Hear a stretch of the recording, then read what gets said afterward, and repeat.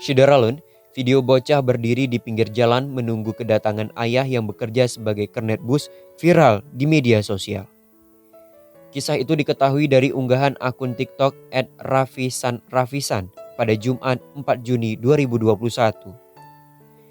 Video tersebut membuat haru warganet dan ditonton hingga 3.100.000 kali.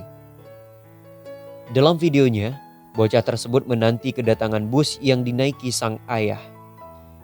Videonya direkam di pinggir jalan Cisitu, Desa Citatah, Bandung, Jawa Barat pada Jumat 4 Juni 2021. Seorang pria kemudian turun dari bus dan mendekati bocah tersebut. Kernet bus pun kemudian mengeluarkan uang dari saku dan memberikan kepada anaknya. Sosok bocah dalam video tersebut bernama Bagus Rizwanto Pratama, berusia 3 tahun, asal Bandung Barat, Jawa Barat. Deta si perekam video mengatakan, Bagus hanya bisa bertemu ayahnya setiap 2 hari sekali. Sang ayah yang bekerja sebagai kernet bus itu memberi uang untuk kebutuhan anaknya.